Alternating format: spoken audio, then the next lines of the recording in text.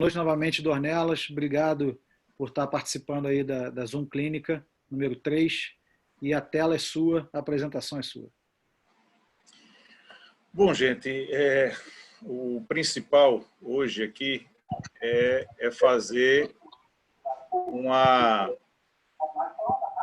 apresentação de como a gente acha que deve ser o trabalho que a gente possa fazer um trabalho que envolva o basquete, que envolva a criançada, em aspecto diferente, em aspecto de lazer, aspecto educativo, aspecto social, até chegar ao aspecto competitivo, né, de alto rendimento. Então, é um tema bem amplo, a gente vai dar algumas ideias, até porque, como a gente sempre fala aqui, todo mundo tem seu modo, a sua maneira de tratar, de fazer o seu trabalho, e não é, principalmente o que acabou de falar nosso companheiro aí, é muito difícil em determinadas regiões a gente fazer basquetebol, não só basquetebol, mas qualquer tipo de esporte.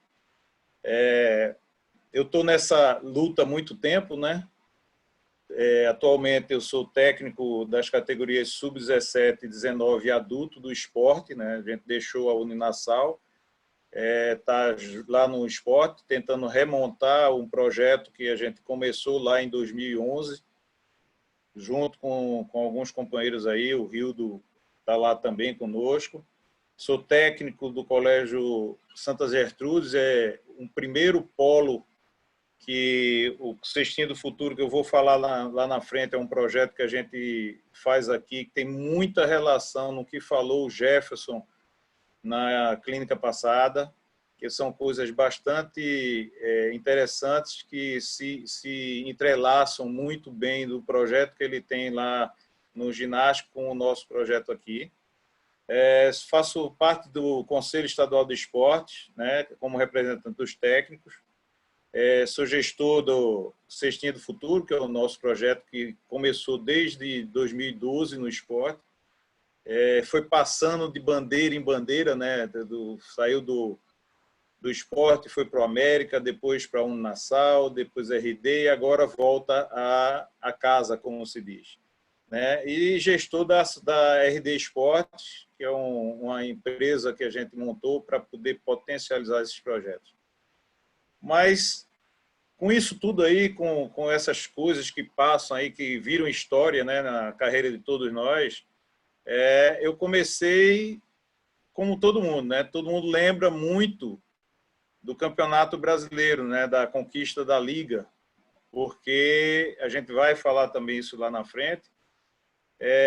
Todo mundo vê muito o que se faz a nível de TV, a nível de Campeonato Brasileiro profissional, e muita coisa a gente deixa passar em relação às categorias de base.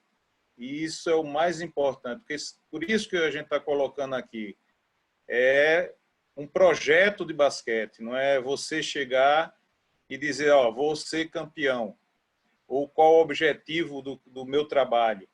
Eu não tenho nada para trabalhar, o outro tem demais. Então, a gente fica muito nessas barreiras. E a gente começa sempre como todo mundo começou. Eu tive o privilégio de começar como todo mundo começou, em 79, com uma equipe sub-10 de um colégio de irmãs, por sinal está até na foto, né? Com a irmã lá, com a criançada, e diferente do que todo mundo pensa, eu comecei com masculino, passei muito tempo trabalhando com masculino. Né? E, de repente, a gente lembra de determinadas coisas, né? Como, por exemplo, seu primeiro título, que veio em 82, campeonato escolar, né, com a meninada, com os meninos lá de um colégio que era um colégio mediano em relação aos colégios que tinham aqui, né? E, de repente, de uma hora para outra, faz como o que acontece com todos nós.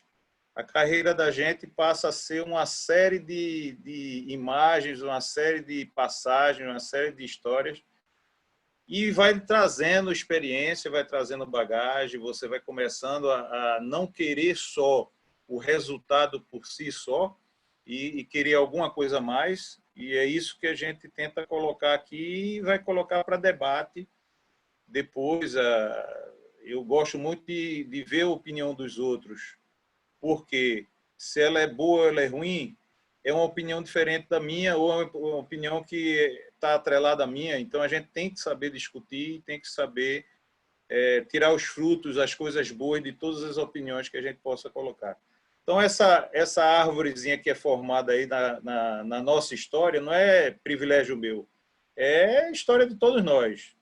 Você pegar lá, você fica fixado por um torneio, uma competição, uma participação que você foi, como o próprio Marquinhos falou aí. Você passa na rua, ninguém nem sabe quem você é, mas você monta uma história no decorrer da tua carreira e você vai guardando essas experiências que você tem que discutir, essas experiências que você tem que passar à frente. Então, é a montagem justamente de um projeto que foi o Campeonato Brasileiro, que a gente conseguiu superlotar um ginásio pequeno que o Sport tinha lá, no primeiro ano, já dentro dessa filosofia que a gente pensava na época.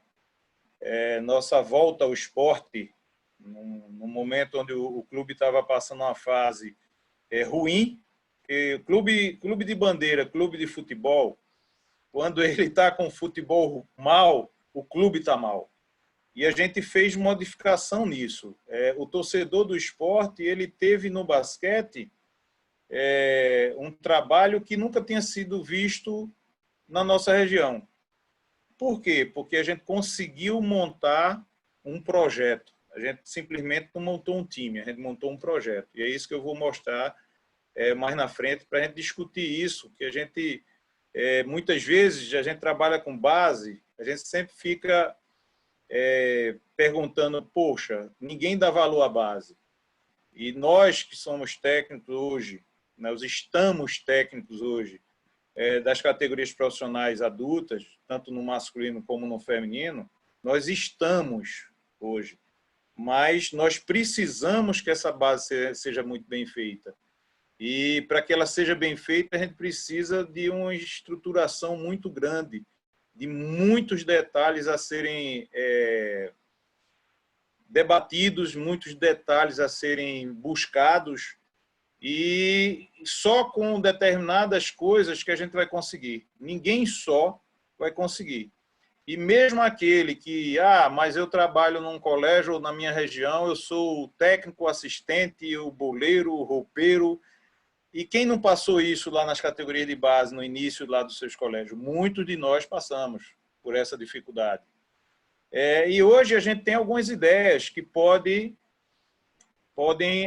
amenizar essa dificuldade. Eu não digo vai resolver, mas vai amenizar e vai fazer com que nós possamos fazer um trabalho bem mais, entre aspas, profissional, porque ser profissional não significa você ganhar dinheiro com isso.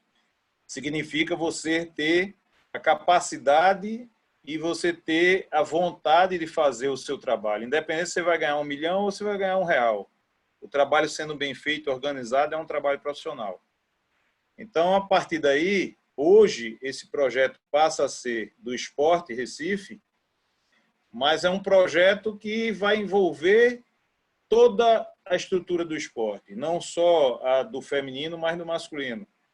O Rildo, que está aí escutando aí a palestra, sabe muito bem quando eu fiz a parceria, agora em setembro do ano passado, para a minha volta ao esporte, eu vim para somar, eu não vim para ser, porque você foi campeão, não tem nada a ver.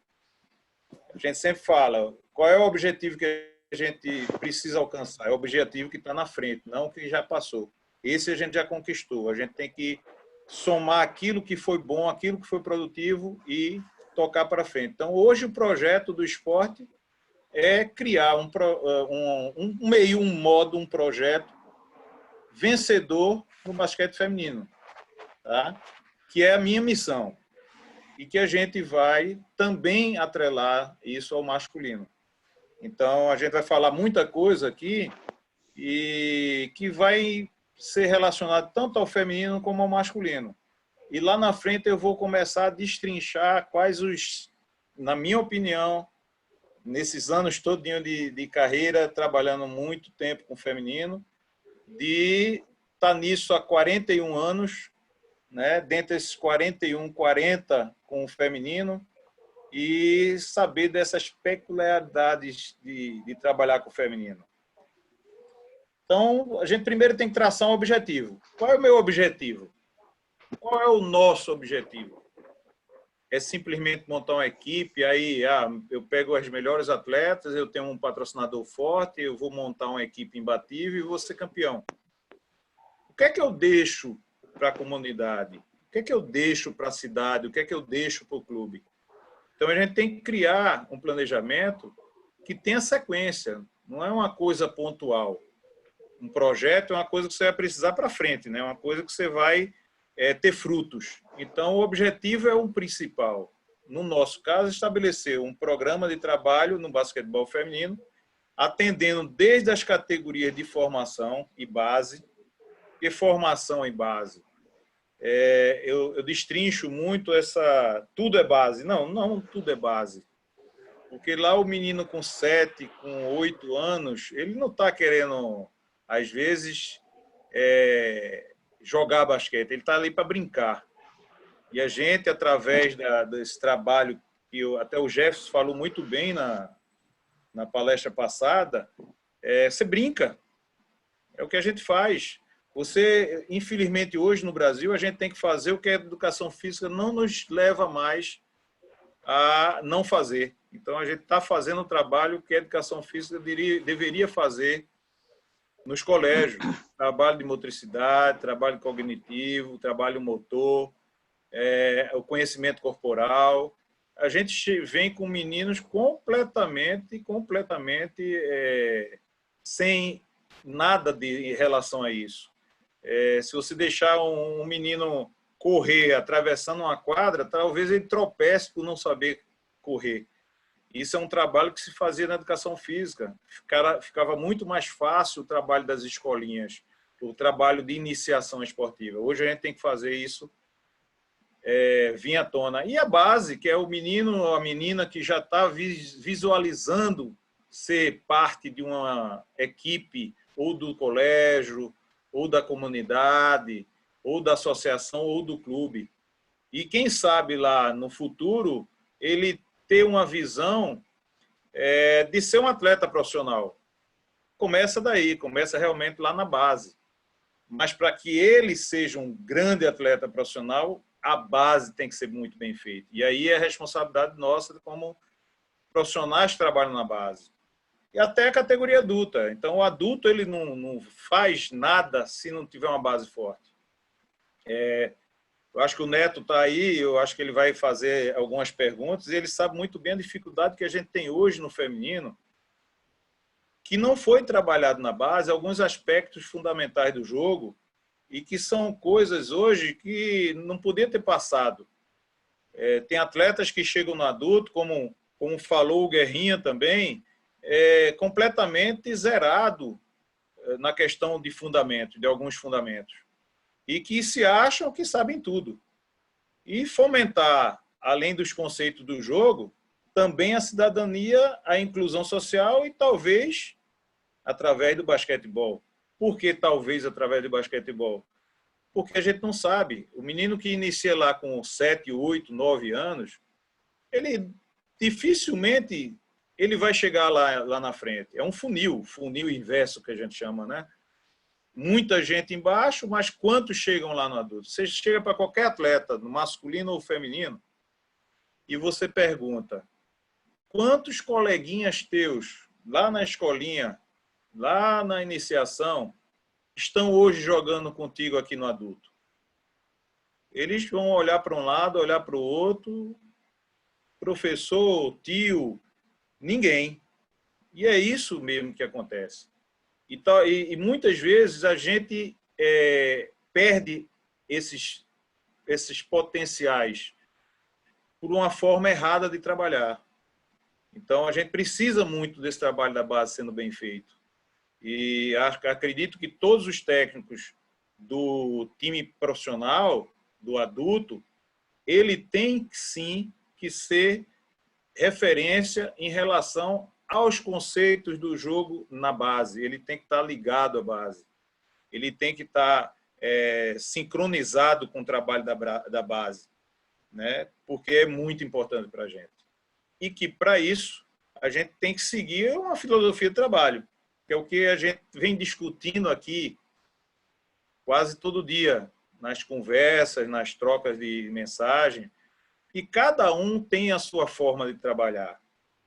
E a gente não pode restringir ninguém de trabalhar, ele trabalha certo e você trabalha errado, ou vice-versa. Isso é um grande erro que a gente comete, porque não existe uma forma certa ou uma forma errada de trabalhar.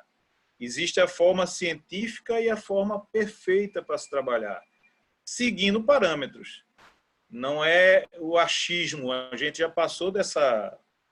Nosso esporte é um esporte muito dinâmico, muito versátil e muito rápido para que a gente ainda se permita pensar que simplesmente a gente vai fazer um trabalho, chegar e dizer, hoje não estou afim de dar treino, dar uma bola aí e vamos fazer um coletivo, vamos brincar ou vamos fazer isso. Então, a gente tem que seguir uma filosofia de trabalho. E algumas filosofias são vitoriosas, outras não. Mas todos, e a gente tem que respeitar isso, tem a sua filosofia, tem seu modo de tratar os atletas, tem seu modo de trabalhar, tem suas sequências de treinamento, tem suas sequências pedagógicas, tem suas sequências defensivas e ofensivas, e a gente tem que respeitar isso. E aí a gente passa pelo processo de planejamento. Essa é a grande dificuldade. Dá um trabalho muito grande, mas se a gente quer fazer uma coisa bem feita, a gente reclama muito sempre das coisas que a gente não consegue, e que talvez o colega consiga, e a gente está errado nisso. Porque uma das grandes dificuldades, eu acho que cada um que vai escutar agora vai colocar e vai parar e pensar realmente, uma das grandes dificuldades nossas, da área de educação física, da área de treinamento, da área esportiva, é saber o que está fazendo. É escrever aquilo que tem que ser feito ou que fez. Porque muita gente fala, você faz um planejamento de treinamento das unidades de treino, das divisões das cargas, mas esquece que antes de você fazer isso, você tinha que anotar aquilo que você fez. Para você passar a planejar, você tem que passar a escrever aquilo que você está fazendo, aquilo que você entende, até onde você vai entender que você precisa mais ou precisa continuar sempre aprendendo. Então, esse processo de planejamento ele é muito complicado. Por quê? Porque o planejamento ele é de muitas coisas que a gente tem que ver para ter um projeto, para formar uma equipe, para montar um time, quer seja ele lá no colégio, quer seja ele no clube, quer seja até na formação, a gente tem que pensar em todos esses aspectos que estão aí. Na estrutura, nos objetivos e nas metas, né? o que falou muito bem o Jefferson sobre isso, destrinchou muito bem.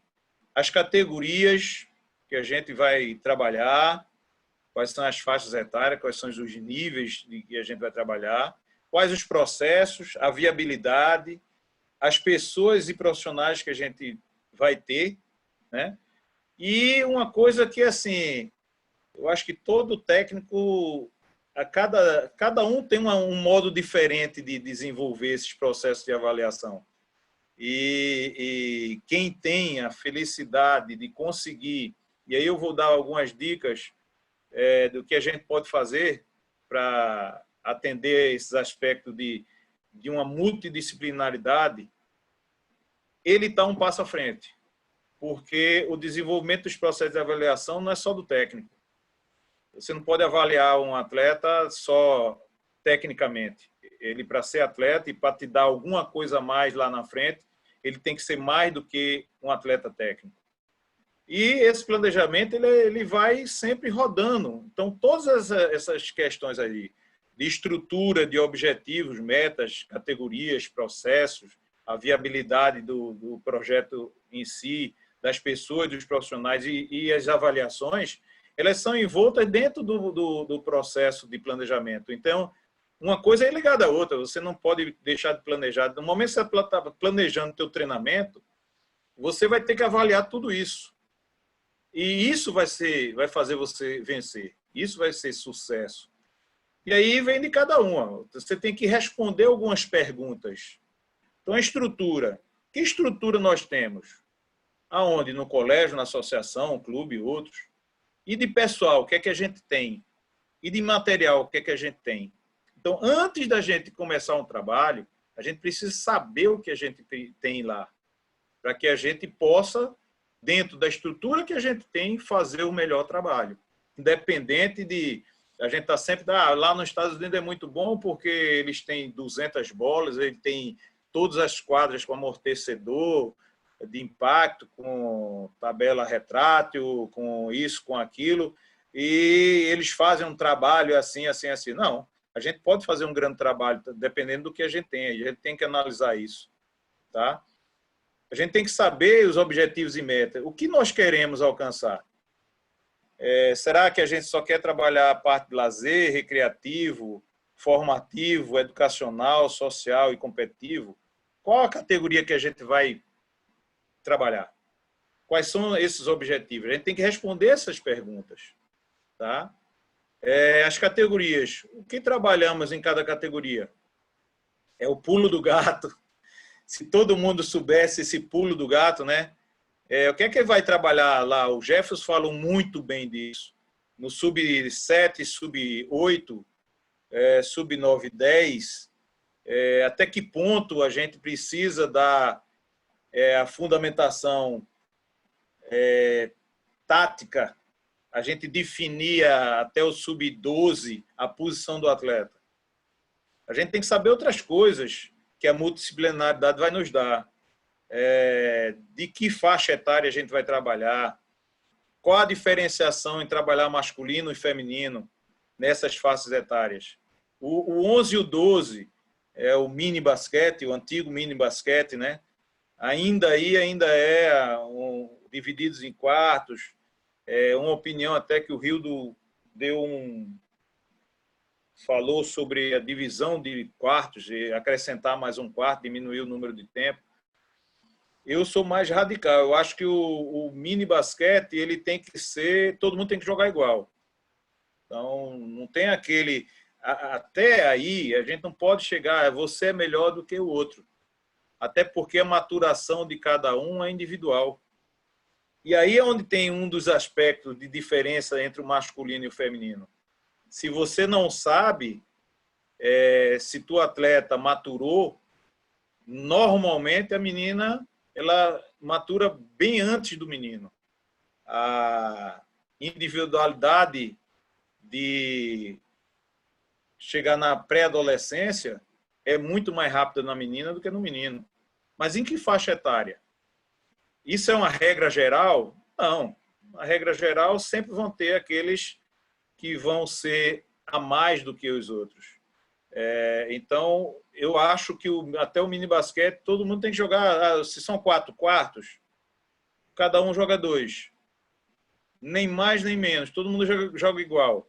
Porque aí também vai fazer que nós técnicos vivemos reclamando que na categoria de base, os técnicos, pela pressão, primeiro dos pais, pela pressão do diretor, do coordenador, quando é no clube, do dirigente, da torcida, que querem vitória, tá? Você faz com que todo mundo jogue igual. Todo mundo joga... Porque o melhor tem que jogar 3 períodos nessa idade, nessa faixa etária. O sub-13 e 14, a tabela já sobe, né? A bola já fica diferente para o masculino, né? Então, a diferença da bola do mini basquete para o feminino é muito pequena. Então, mas no masculino é uma diferença grande.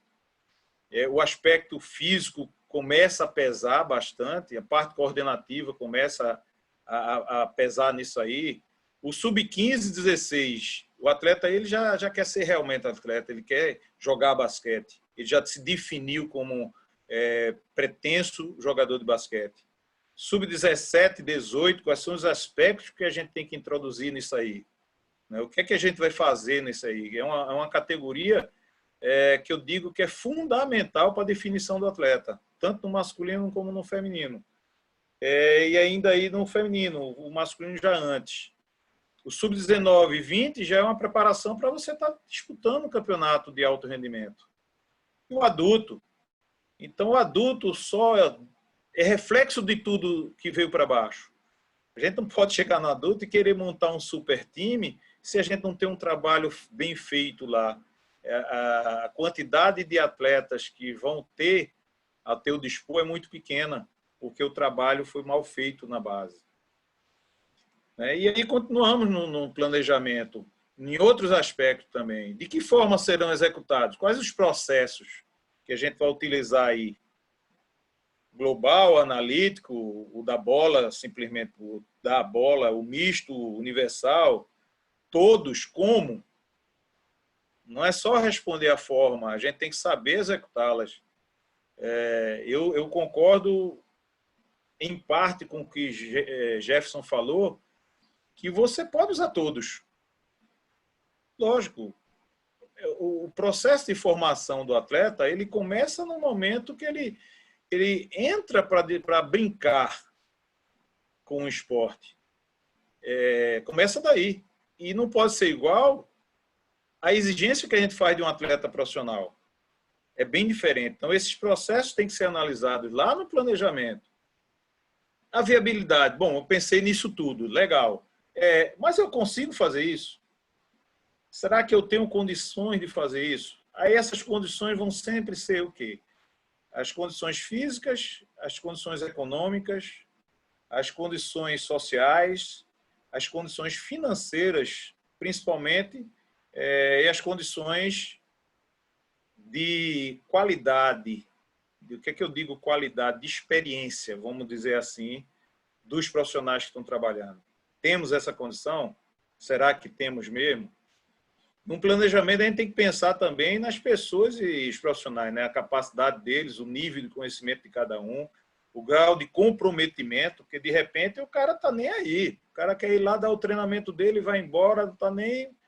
E eu achei muito interessante o que o Jefferson falou, que é ter uma linguagem única. Que o nosso país, como ele é continental, ele é muito divergente nas nomenclaturas, né? De repente, o pessoal usa muito as expressões americanas, né? Nem traduzidas são diretas. Em outras regiões já improvisa, já usa, né? O handoff já se transforma em mão a mão e assim por diante. E são coisas que é interessante a gente passar. Quem me dera ali, Marquinhos, para você, uma coisa, a gente tentar montar um livro de nomenclatura do basquetebol brasileiro.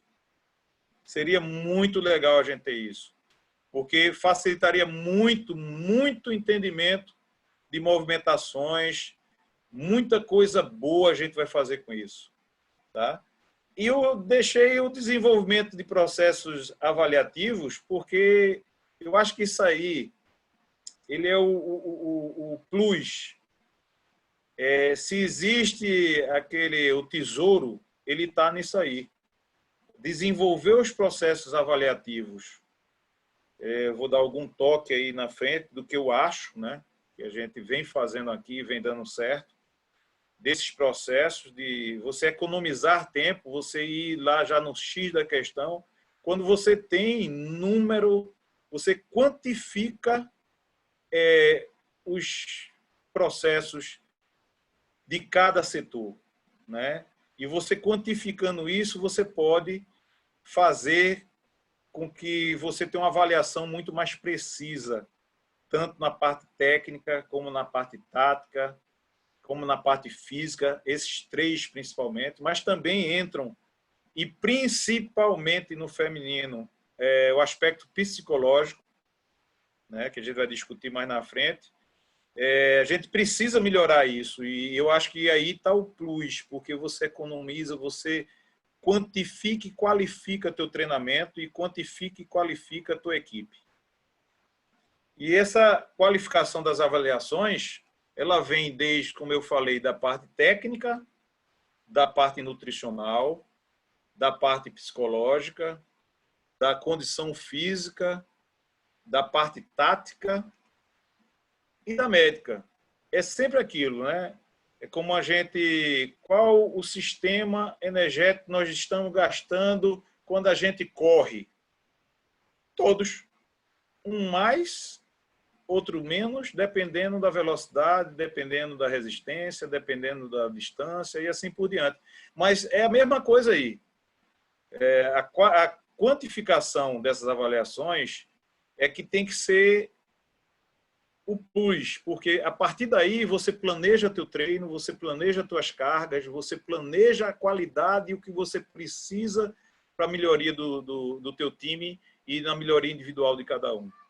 E aí entra, por isso que eu falei, quem tem a felicidade de ter uma comissão multidisciplinar, você vai ter especialista. Você não manda um engenheiro fazer uma cirurgia de coração, né?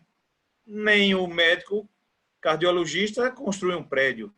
Então, a gente precisa ter em cada setor, já que a gente necessita que cada setor tenha a sua qualidade, de um profissional para atender isso, de um especialista naquela área, para te dar uma resposta para que você possa fazer essa avaliação.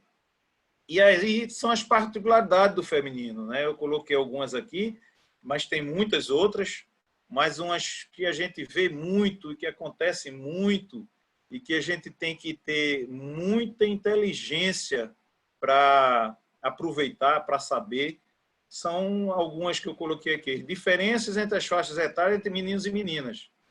Será que nós que trabalhamos na base sabemos que a parte auditiva da criança, aos 8, aos 9, a parte visual, depende muito da quantidade de informações que ele está tendo? Será que o menino que está lá do outro lado da quadra, você faz uma sinalização para ele, naquela faixa etária, ele tem a captação dessa informação? Quem é que vai te dar isso? Quem é que vai te dar essa resposta? Talvez o psicólogo, que é a área dele, né, vai te dar uma resposta junto com o médico, e que você possa potencializar teu trabalho. De repente, você não vai perder tempo de estar gritando do outro lado da quadra. Será que a informação que vai chegar tem um grau cognitivo diferente entre a menina e o menino? Tem, sim. Tem. É lógico que tem. O menino ele tem uma parte, entre aspas, agressiva na parte motora bem antes da menina. Apesar da menina maturar mais cedo, o menino ele tem essa agressividade, entre aspas, bem palpável. Até mesmo se você perceber que a menina utiliza um lado do cérebro, enquanto o menino utiliza o outro lado do cérebro, existe uma diferença para aquela mesma informação. Quem é que vai te dar isso? Como você vai saber que ali você tem que chegar para um menino de 7, de 8 anos, chegar junto dele e dar uma informação a cada 30, a cada minuto e assim por diante? Essas informações vão potencializar teu trabalho, né? Às vezes a gente vê um menino disperso, uma menina dispersa, a gente não sabe por quê, a culpa é nossa, né? A maturidade anterior da menina, né, é uma particularidade muito grande que a gente tem que perceber isso para não cometer erros e não perder algumas pérolas que podem ser, no futuro, grandes atletas, que podem servir muito, e a gente, às vezes, perde isso. Que é aquela que a gente fala muito, né? Você já definia a questão da posição do jogador. A menina você pode já definir um pouco mais cedo do que o menino não, né? Mesmo assim, a gente tem que espaçar o máximo possível isso, para que a gente tenha um atleta muito mais atleta do que simplesmente ou uma pivô, ou uma armadura, ou uma lateral. é uma jogadora que pode ser eclética, né? No nosso caso aí, ela é eclética em tudo, né? Até na beleza, né? A Helena Della Donne, lá é o maior exemplo que a gente tem hoje no mundo. Ela pode levar a bola, ela pode finalizar de uma lateral, chutar uma bola de 3, como jogar de costa lá embaixo, fazendo um cincão. Então, são raríssimas jogadoras que têm essa característica que ela tem. A mudança corporal é bem maior do que a dos meninos, né? O nível de atenção também é diferente. A gente tem que saber qual é essa diferença. A gente tem que ler, a gente tem que buscar o profissional que pode nos ajudar nisso. A coordenação motora é bem diferente no masculino e no feminino. Quais as categorias que a gente vai aguçar para o feminino essas qualidades, essas coordenações, esses trabalhos finos, né? Qual o trabalho globalizado, que o menino começa bem antes da menina, a menina já vai para o trabalho mais fino, né? A cognitividade dela, a motora, é mais fina, né? E o que a gente sabe, que isso aí todo mundo sabe, que a menina ela é muito mais sensível. Quando eu falo menina e meninos, eu estou me referindo aqui a tudo, né? Ele começa menino, mas vai se transformar num homem e vai se transformar numa mulher. E ele vai levar esse aprendizado, aproveitando aí o Jefferson, a mochila, né? Essas especializações de todos os momentos e todos os níveis que ele passou. Qual é importante? Que ele passe realmente todas as fases. Tanto o menino como a menina. Principalmente obedecendo essas particularidades aí da menina, você vai alcançar muito bom resultado. Nos aspectos técnicos, poxa, a menina ela tem uma observação aguçada. Se você for trabalhar um dia com um relógio, no outro dia com outro, ela vai observar isso. Então você tem que explorar isso. Você tem que saber explorar isso. A concentração da menina em relação ao do menino é bem diferente. O menino se dispersa bem mais, a menina já se concentra um pouco mais. Mas a partir de que idade? A gente precisa saber disso para a gente trabalhar de forma bem contínua e de forma bem positiva. Habilidade motora, individualidade é uma coisa interessante. O menino ele joga muito mais individualmente do que a menina. A menina, quando você vê uma menina aí que pega a bola, bota entre aspas, bota a bola embaixo do braço, finaliza e vai, devolve, rouba a bola novamente. É raro isso no feminino, porque já é o aspecto de coletividade do jogo mais coletivo do feminino, né? E o jogo de força, né? A menina ela tem dificuldade de jogar na força. E o nosso esporte hoje é um esporte extremamente de força também. Antigamente um atleta muito técnico ele jogava. Hoje em dia dificilmente ele joga. Você pegar um marcador forte que não deixa ele jogar, ele não faz nada, tá? E aí é interessante aí esse caminho aí do atleta, né? Aí eu pontuo algumas coisas aí, se vocês quiserem, isso aí eu passo depois para o Léo, estou enviando para o Léo e para Marquinhos para botar aí no grupo, tá? Disponibilizar tudo isso aí, de cada faixa, né? O aluno aprende dos 6 aos 10 anos, ele aprende os jogos pré-desporto, ele aprende a gostar do basquete. Ele aprende a gostar de qualquer esporte, mas nós estamos falando de basquete, do basquete, né? Na alfabetização esportiva, né, dos 10 aos 12 anos, dos 14 aos 16 anos, o atleta começa a querer ser atleta, seguir a carreira de atleta, né? Isso eu estou colocando nessa faixa, lógico, do masculino e feminino, o masculino um pouco antes, o feminino um pouco depois. Categoria de base, o início de desenvolvimento esportivo, dos 15 aos 17. Aí sim, essa gama de experiência a gente tem que potencializar com trabalho já voltado ao jogo em si, aos fundamentos mesmo de jogo. Já começamos a colocar alguma coisa bem tática, tá? Para que a gente não pode até essa faixa etária a individualidade de cada um, o um contra um, o poder de decisão. a leitura de jogo, vai ser trabalhada especificamente até aí, e a partir daí a gente vai potencializá-la. E a categoria de base, que no final do seu aprimoramento, entre os 17 e os 19 anos, já se preparando para jogar no adulto, que são os profissionais e que, infelizmente, a grande maioria chega lá achando que já fez tudo, que não precisa fazer mais e é só jogar. Então, a gente discorda veementemente disso. E fazer a integração.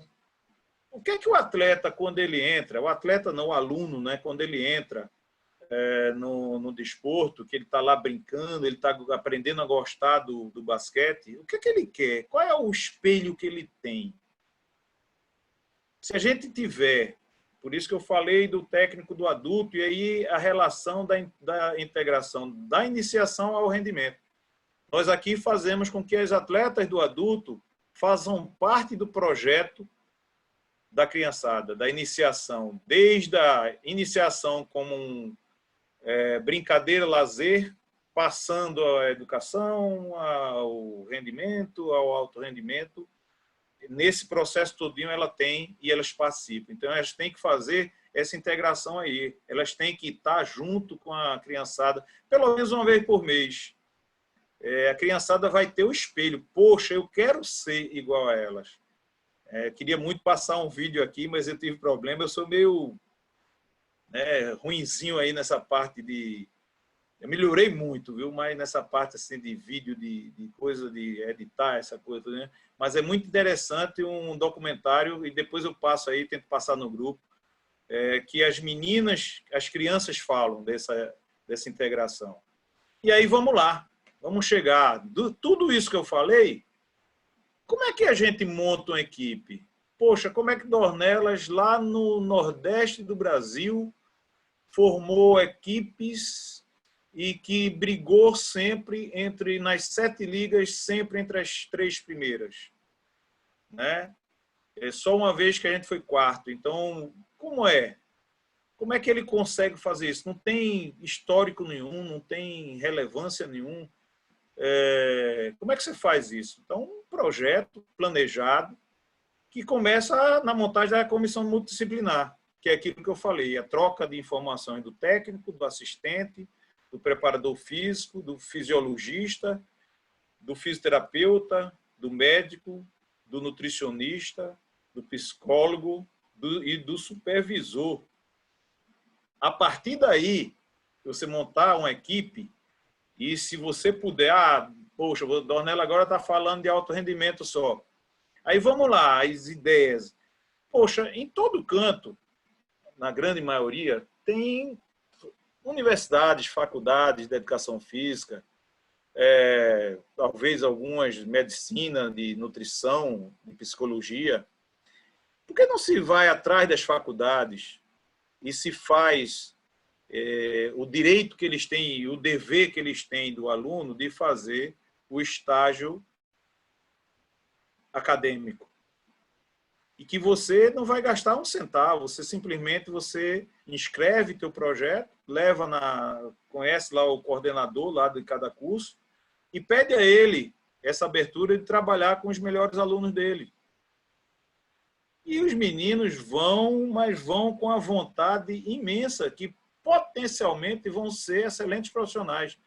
Porque todas essas áreas não existe nenhum profissional que não vai ter, no final, uma gama de conhecimentos que nenhum outro vai ter da sua área. Então, a partir daí, você pode simplesmente chegar lá, já consegue um preparador físico, de repente, um fisioterapeuta lá, consegue, o aluno vai lá e você consegue uma parceria com um médico aí, nutricionista, todos da mesma forma. As faculdades têm interesse, precisa de campo para trabalho. Vamos atrás, a gente pode conseguir isso. E o custo, pequenininho, 0 às vezes. Então, a partir daí, escolher as atletas, né? Como é que a gente faz aqui?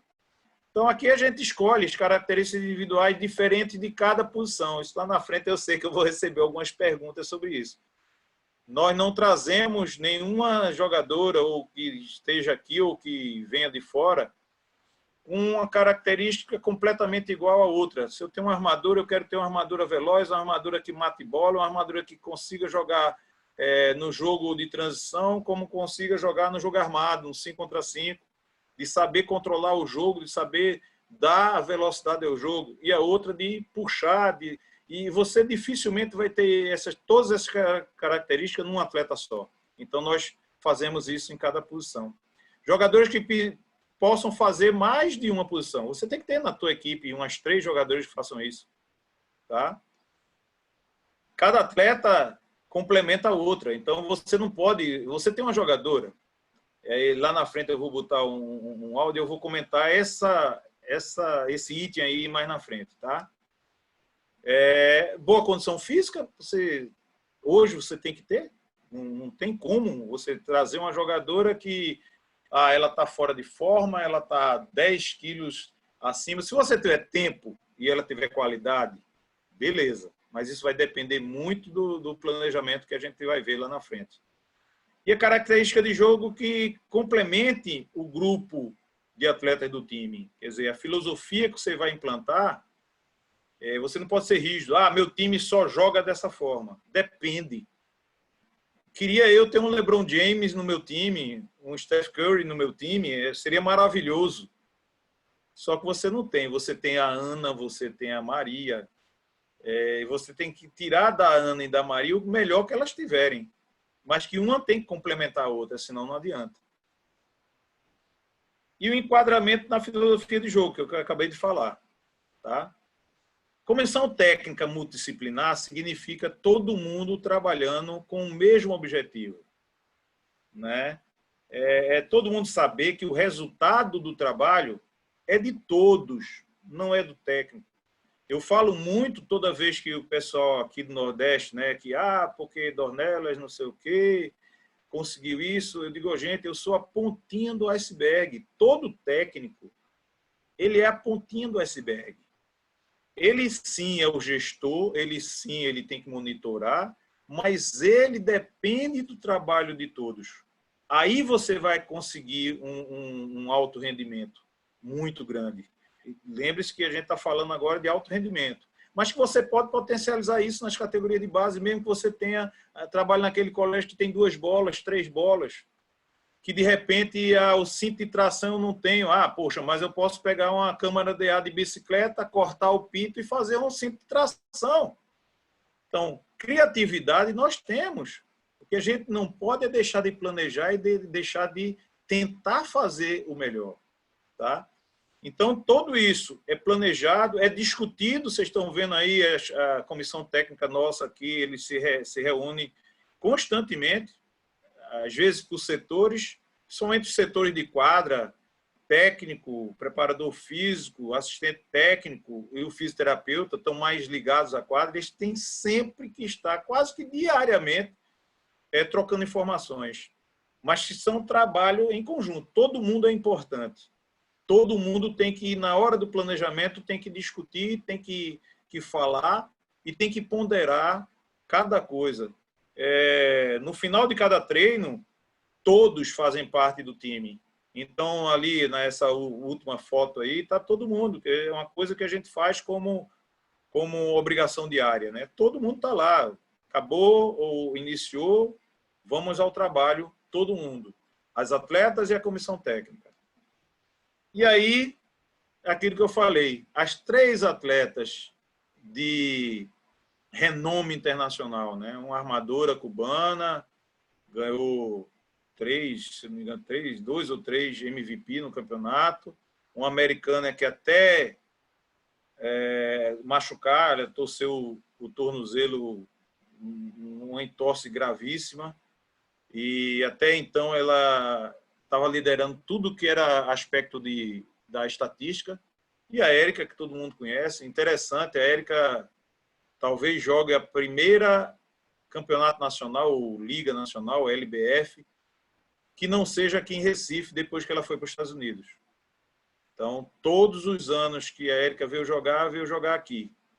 Então, por quê? Porque aqui não é só... o pessoal... porque lá em Recife tem praia. Aí eu vou falar aqui a praia que elas têm lá na frente. Então, você tem que fazer o quê? Você tem que ter uma reboteira para dar a bola na mão de uma armadura rápida, extremamente trabalhada. Ela modificou muito o jogo em 3 temporadas que passou aqui. Primeira temporada, quando ela veio de outra equipe, ela só finalizava. Nas 2 últimas temporadas, ela passou a ser ou a primeira ou a segunda nas assistências, né? Recuperação de bola, uma jogadora muito rápida. E uma finalizadora da lateral, uma que corte, uma que tem um bom arremesso, com o americano. Se você juntar essas peças, que ali a característica de uma com a de outra, você vai ter um time muito forte, em qualquer categoria. E aí o planejamento de temporada, aquele ali da comissão técnica, primeira coisa que a gente vai fazer vai ver o calendário. Quais são as competições ou a competição principal, que é o alvo. As outras passam a ser competição em transição. Primeira coisa que a gente faz aqui é analisar os adversários. Isso eu vi muito, a gente fez durante 3 anos. Toda vez que acabava a LBF, nós fizemos uma parceria com o pessoal de Atlanta, que na época a Érica jogava, que nós íamos para lá ele custeava as coisas, a gente ficava lá aprendendo. Passávamos uma semana, no mínimo, lá aprendendo tudo. Então, eu sempre levei preparação física, fisioterapia. Teve uma viagem que a gente foi, todo mundo, do diretor à assessoria de imprensa. Foi até uma coisa que eu deixei de colocar na comissão multidisciplinar. É muito importante, no adulto, você ter uma assessoria de imprensa. Vai te facilitar muita coisa. Tá? Então, a gente analisa o adversário. Quem é que está em que time? Então, aí o Daniel, que está aí, o Camargo, que está aí, antes mesmo deles iniciarem o campeonato, já sabia quem estava lá e já montava mais ou menos a característica do time dele. Eu vou entrar numa guerra de olho fechado, eu tenho que saber. Isso a gente viu muito lá em Atlanta. Eles monitoravam as jogadoras. O Washington está com essa jogadora aqui que saiu lá de Phoenix e foi para lá. É uma jogadora que tem como característica a bola de 3 e assim por diante, a pivô estava. E a gente começou a fazer isso aqui. Uma coisa muito interessante. As avaliações, que são muito importantes, não só no início, mas durante todo o processo da temporada, e aí a gente vai falar um pouquinho mais na frente. Entregar todo o material da temporada. O que é entregar todo o material? Além do material de treino, né, todo o material de vestimenta, de tudo, material necessário para elas, os materiais didáticos. Entregar para ela as jogadas, as normas, tudo que for relação ao que ela está fazendo dentro do clube. Horário, a gente montou agora também outra coisa que a gente trouxe de fora, já desde o primeiro ano, lá desde 2013, são 3 capitães na equipe. Isso aí todo mundo pode fazer, isso é muito interessante, principalmente para o feminino, que é da seguinte forma: a gente escolhe a capitã de quadra, e aí o grupo tem direito a escolher a capitã de treino e a capitã disciplinar, porque elas mesmo montam o processo disciplinar de multa, no caso do profissional, e de advertência, ou de punição, ou de brincadeira, ou de prenda para as categorias de base. Elas mesmas montam. E elas têm um canal direto com a comissão técnica. E isso é bastante interessante, ter a divisão de 3 capitães. Entregar todo esse material, ele recebe também todas as jogadas, a princípio, que serão dadas, já que a gente fez a análise dos adversários todos, que a gente vai entrar no campeonato, a gente já vai mais ou menos utilizando as jogadas dentro das características. Se a gente analisa o adversário, imagina o nosso time. Se a gente monta a característica de uma com a outra, a gente já tem que saber qual o tipo de jogada, qual o movimento da jogada que a gente vai explorar bastante. Se a gente tem uma Érica, qual a bola forte da Érica? O Neto viu que a Érica, graças a Deus, ele pegou a Érica já fazendo aquele passe do fundo lá, quando vem uma dobra nela, de fazer a rotação da bola, que ela não fazia antes. esse é trabalho do dia a dia. E é um trabalho chato danado, Neto, porque a gente sabe a dificuldade que a gente tem, principalmente nessa bola que sai da lateral ou da armação para dentro. Essa qualidade desse passe é muito complicado. Planejar os treinos, dentro de tudo aquilo que a gente já viu, a correspondência das cargas do treino, né? Você tem que saber a dosagem de cada treino. Aqui é fácil, porque elas treinam todas monitoradas. A gente tem aquele programa Polar Team, e facilita muito, que a gente tem relatório assim que acaba o treino, toca lá e todos da comissão técnica já recebe o relatório, e aí vai se arquivando e vai se somando, e a gente tem o trabalho de carga todo dia lá. O aprimoramento físico individual, e aí esses dados todos, o preparador físico, ele pega pesado no início e na pré-temporada. É a gaveta, né? Ele enche a gaveta para depois a gente saber usar. O aprimoramento técnico individual, aí você vai trabalhar exatamente aquilo que você pode potencializar mais na característica que a jogadora tua já tem. Mas ela tem deficiências também que você tem que ir corrigindo. E esse trabalho já é bem legal na pré-temporada. Você tem muito pouco tempo na temporada para fazer isso. Aprimoramento tático individual e coletivo, né? Isso já tem tudo planejado. E os jogos amistosos. Aqui, o que é que a gente fazia? Poxa, como é que eu vou jogar campeonato pernambucano? Da 130 a 20 a 30, ou 120 a 40, sei lá, era assim. A gente jogava contra masculino, sempre. Nessa temporada que a gente foi campeão, a gente fez 37 jogos. 30 foram contra equipes masculinas. E a gente, lógico, vai tirando aí os aspectos físicos do jogo contra o masculino, né? E foi muito bom isso. É um crescimento muito grande que teve. Durante a temporada, isso aí é no início da temporada. E durante a temporada é o quê? Controle das avaliações. Durante a temporada, você vai trabalhar exatamente aquilo que o teu time necessita. Você não pode perder tempo. Por isso que as avaliações são muito importantes. As avaliações constantes. O que é que a gente fazia para atleta? Toda segunda-feira tem pesagem e medição de dobra cutânea. Então, a gente já segurava aí a jogadora no final de semana. E a gente tem esse controle toda semana do peso, do grau de comprometimento de cada uma. Porque a gente sabia, a atleta sai na sexta-feira, na segunda-feira, passou um treinamento, que naquela semana a carga foi alta, porque aqui a gente trabalha muito. Nós dividimos o período em 2 períodos diários e uma quebra na quarta-feira e no domingo. Às vezes, dependendo do nível de carga, a gente faz um trabalho diferenciado em um desses dias que a gente está fazendo mais forte. Então, além da quebra, a gente faz um trabalho, mas isso é tudo monitorado, tudo em dados. Você não pode dar nenhum vacilo nisso, porque lá na frente você chegar nos playoffs, você chegar com o teu time cansado, porque você superdimensionou as cargas, você está frito. Você tem que chegar exatamente na fase principal do campeonato, lá justinho, tanto o lado de volume caiu e a intensidade está lá em cima, porque você precisa ter intensidade para ganhar os jogos. Então, o que é que vai te dar isso? Os scouts. No lado tático, os vídeos. No lado físico, o monitoramento diário ou semanal, né, que a gente faz lá. O médico, o clínico e o fisioterapeuta pode te dar muita informação que vai te ajudar. Aqui a gente conseguimos ter aqui o anti-migué. É muito engraçado isso, porque a atleta chega, eu estou sentindo dor. Dor é muito subjetivo. Então, aqui a gente conseguiu ter alguns aparelhos, que aí entra a tecnologia que pode nos ajudar muito, mas que você também, que não tem essa possibilidade, pode conseguir aí nas faculdades aí que tem aí quem sabe, um laboratório para fazer esse trabalho, né?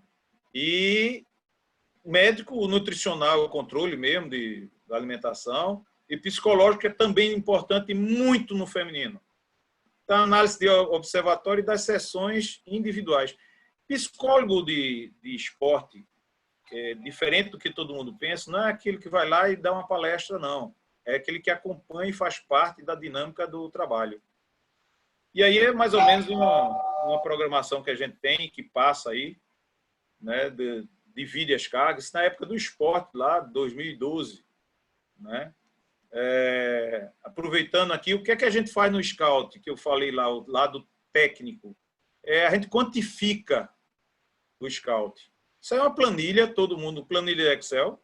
Você coloca aí os fundamentos. Por exemplo, o que é que a gente faz aqui?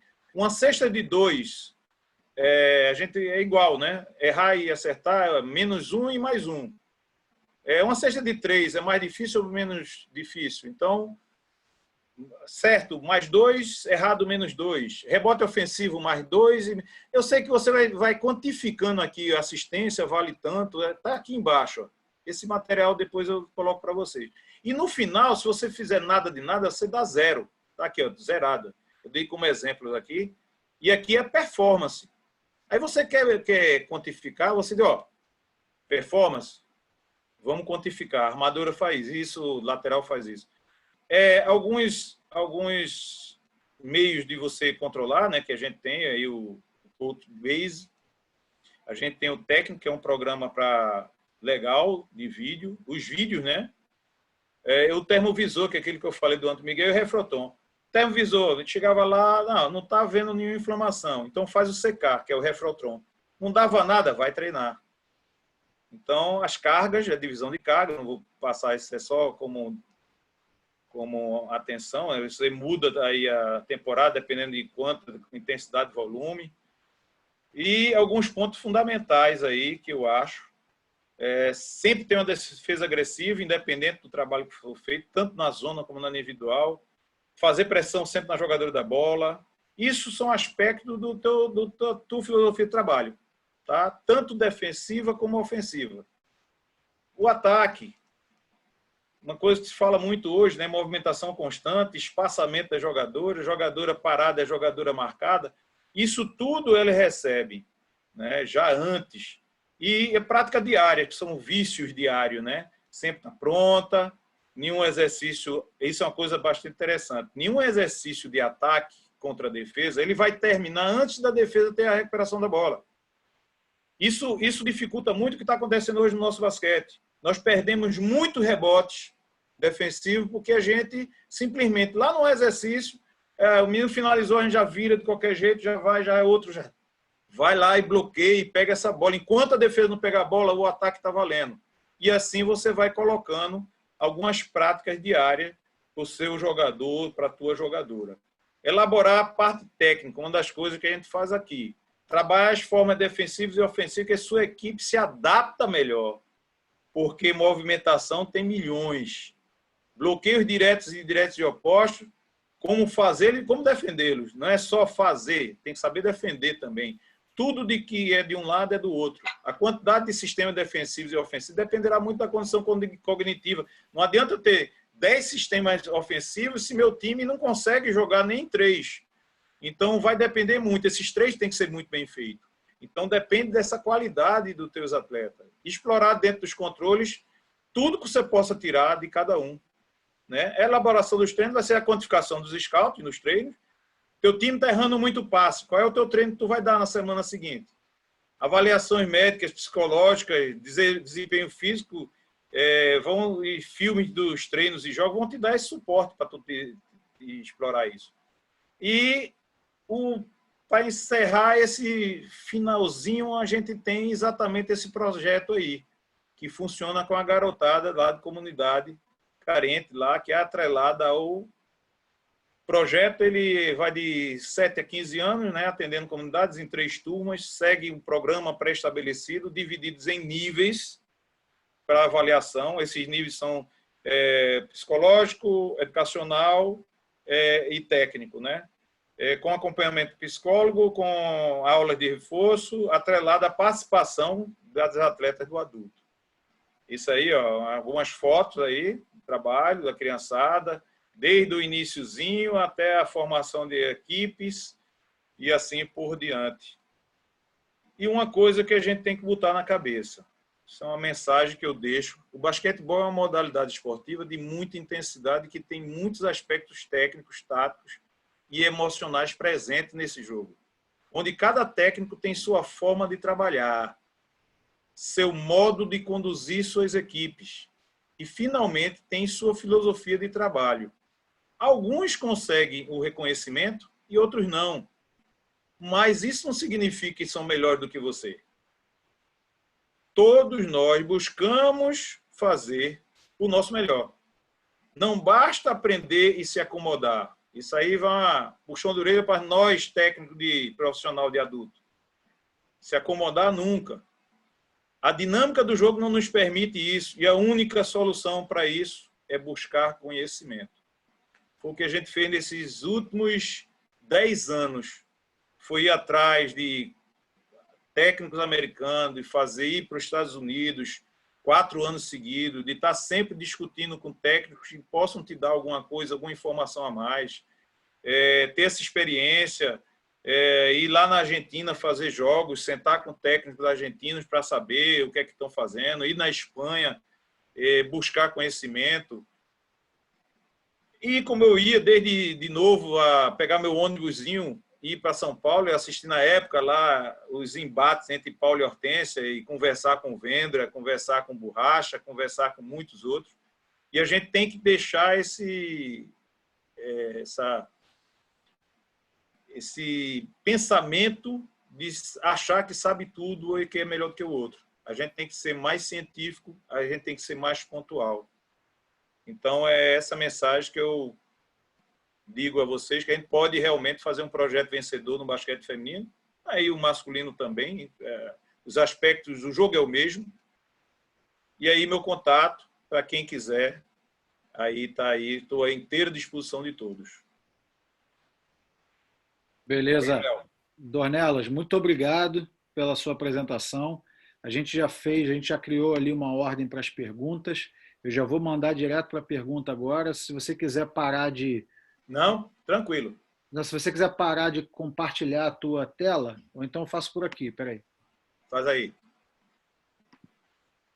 Pronto, agora já está você, já vai todo mundo te ver. O primeiro a fazer pergunta hoje é o Ricardo, lá de Brasília. Ricardo Oliveira. Ricardo.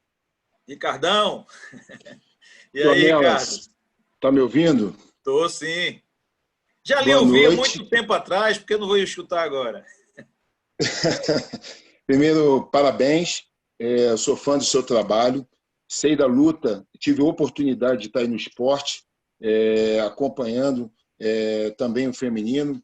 E sei o quanto é difícil e o quanto você e sua equipe foram competentes para tornar o nosso basquete feminino bem visível. Tá?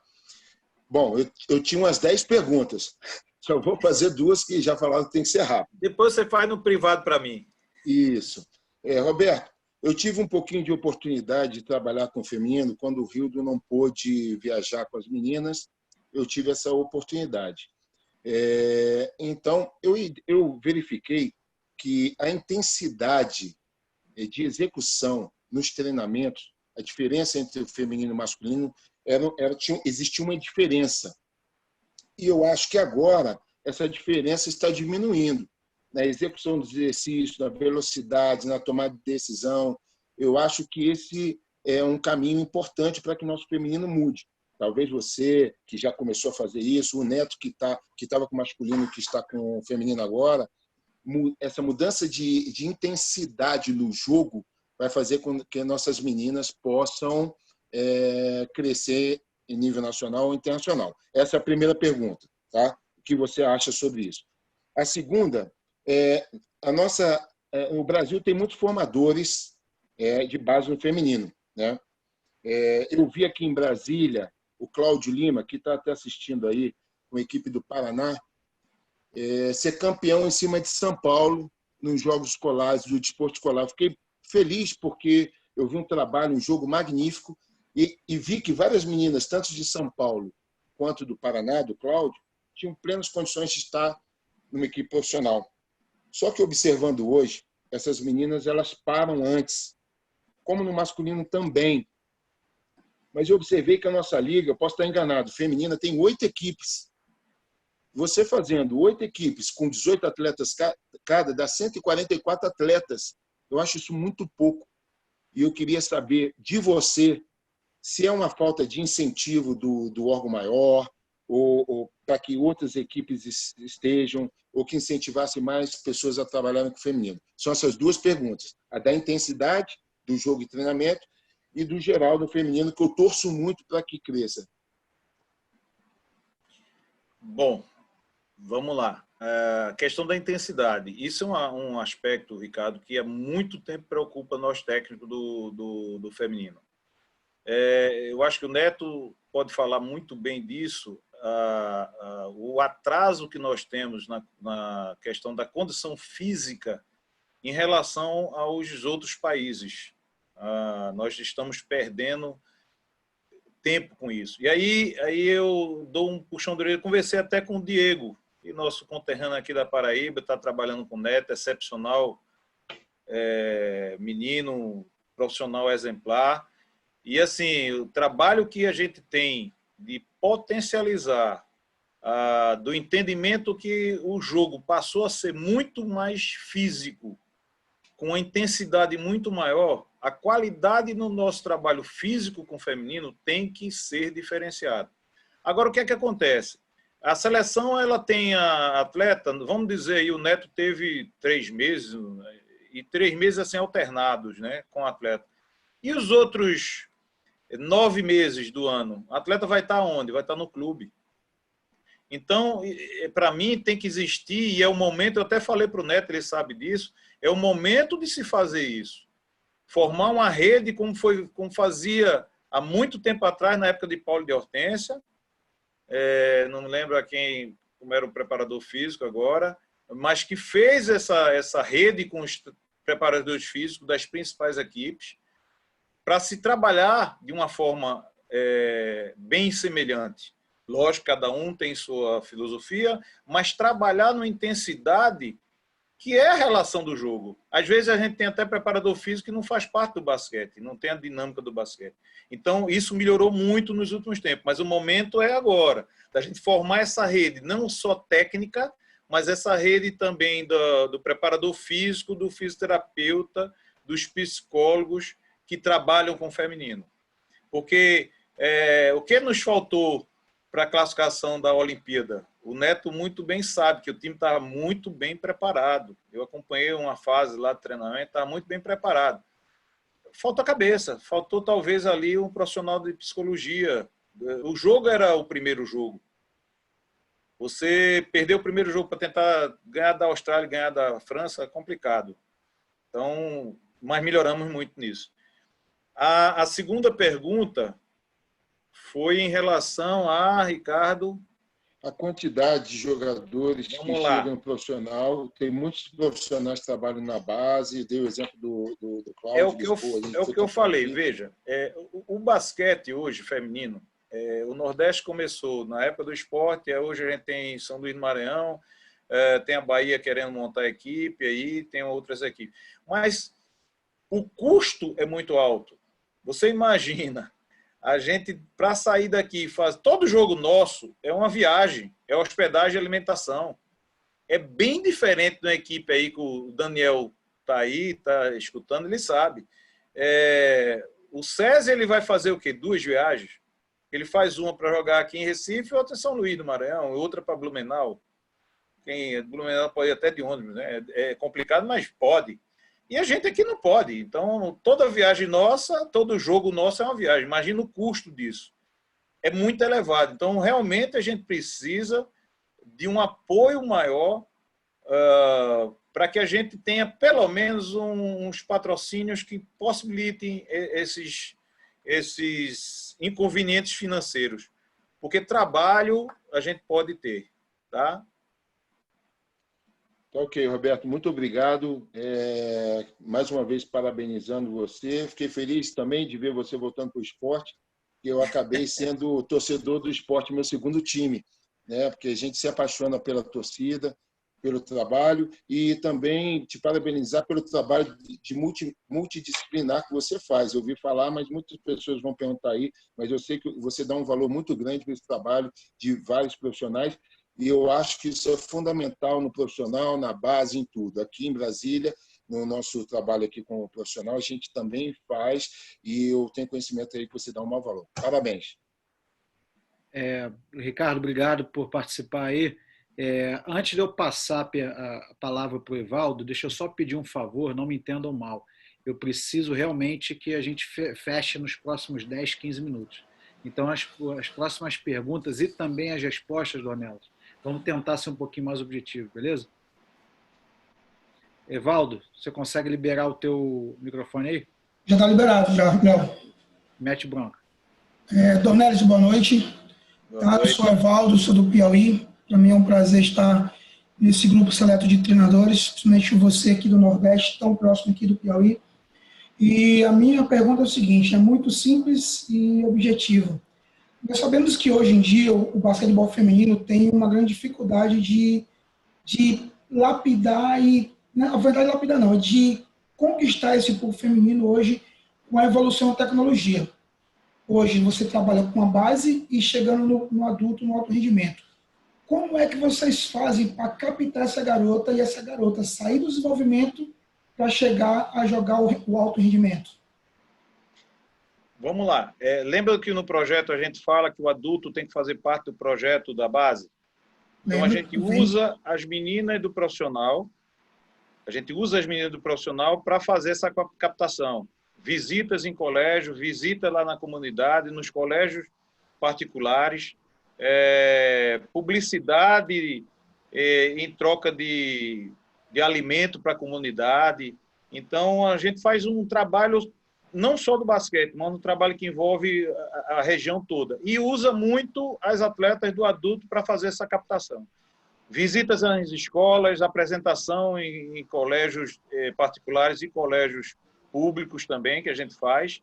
E é por aí. Você usa o espelho para trazer a matéria-prima que você precisa.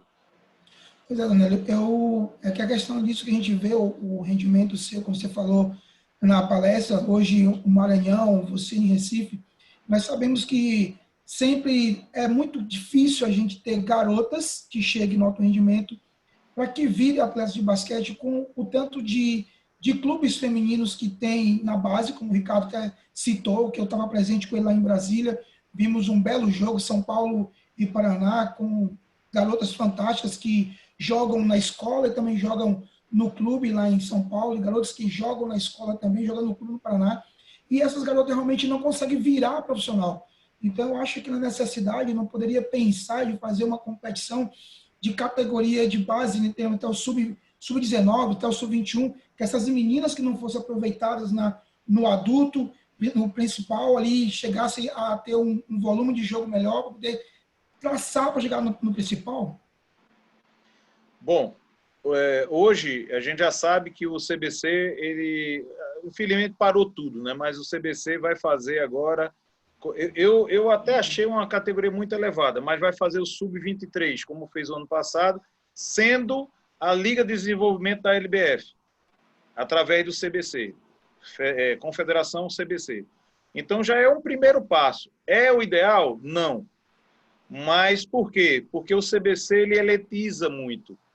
Né? Então, mas é o primeiro passo. A gente precisa ter, eu concordo com você, até se for regionalizado, que é o que a gente precisa. A gente não tem que estar pensando em LBF, a gente tem que estar pensando o que é que a gente vai levar para a LBF.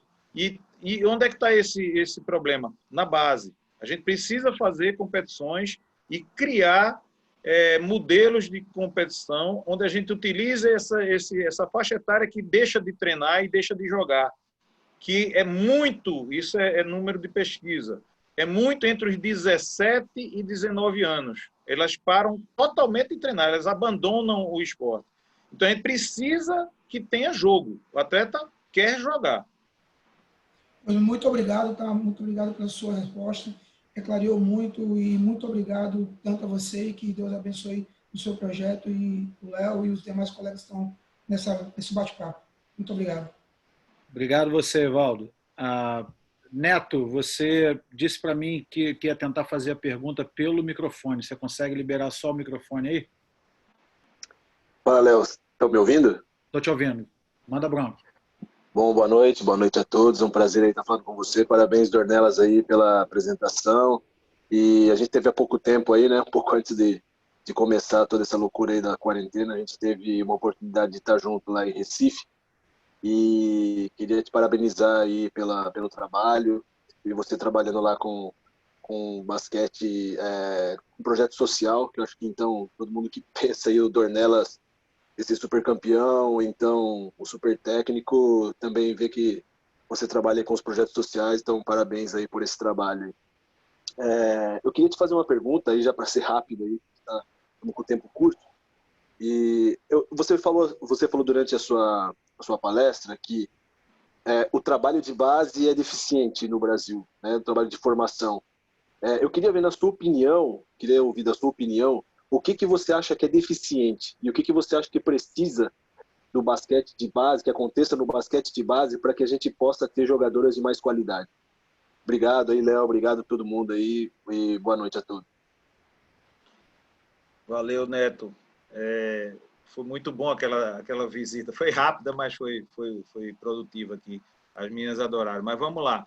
Eu acho que a gente tem que detalhar muito a questão cognição da menina.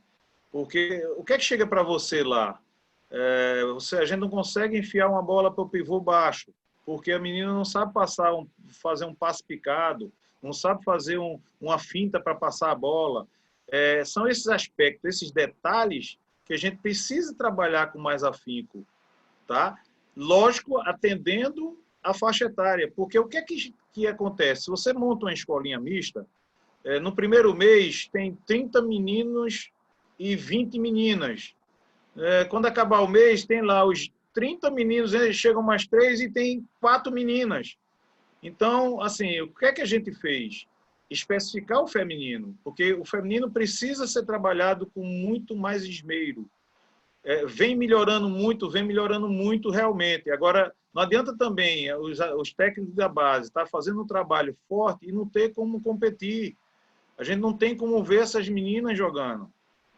A gente precisa voltar essas competições, principalmente criar regionalizadas competições, porque feminino acontece muito. Quantas e quantas atletas aparecem aí, uma paranaense, uma de Santa Catarina, uma do Piauí, sei lá, do Amazonas, como já tem aí, e a gente precisa especificar mais, detalhar mais o trabalho de fundamento.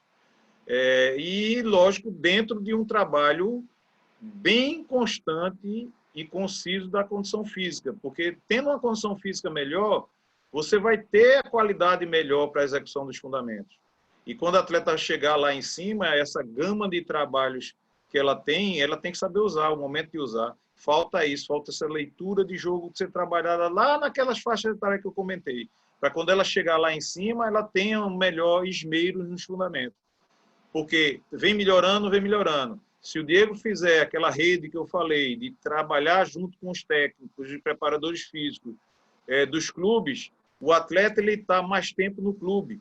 Então, nós do clube somos culpados pela condição que as atletas se apresentam na seleção. E nós também somos culpados do trabalho que chega para você lá em cima. A gente precisa ter um esmero maior, detalhar mais, ficar mais focado.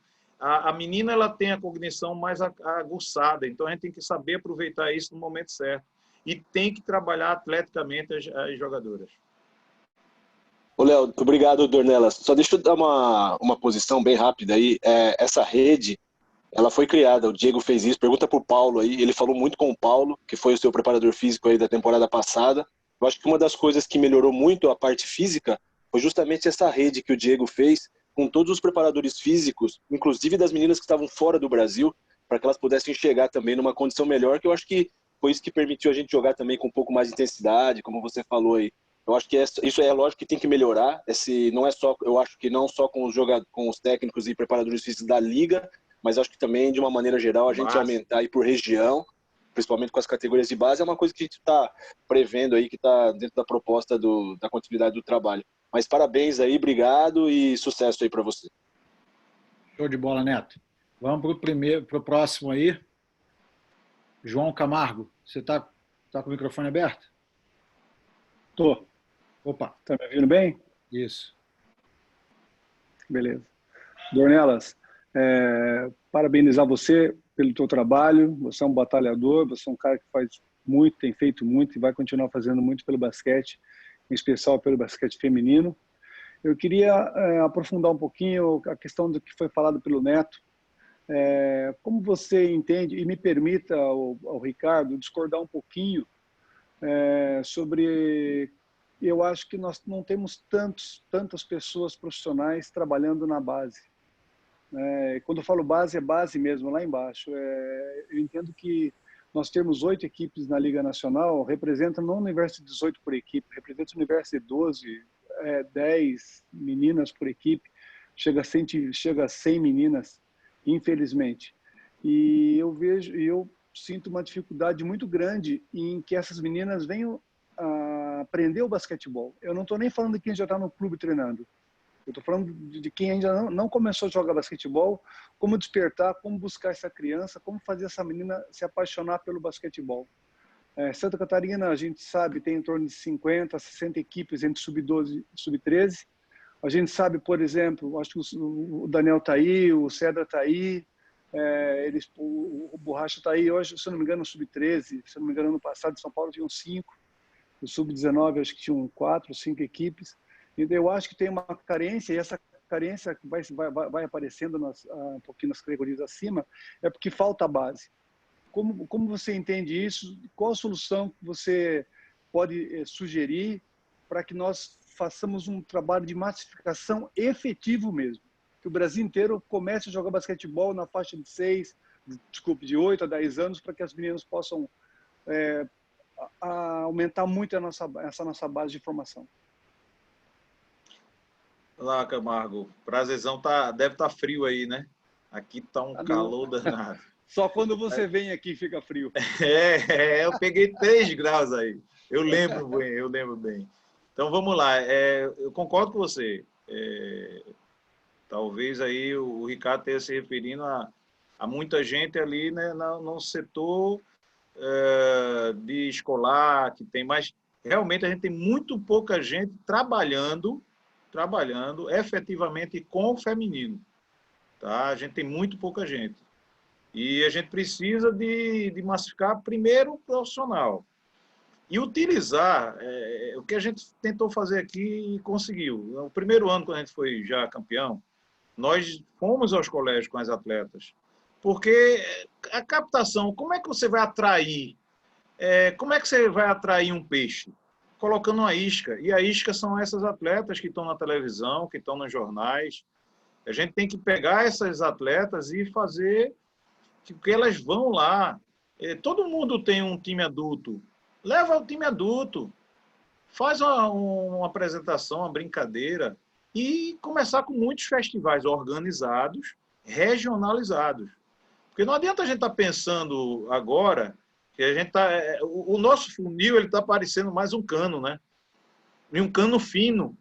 Não existe funil no feminino invertido. O nosso é um cano. Então, vai chegar lá em cima quase todo mundo. Por quê? Porque tem muito pouca gente.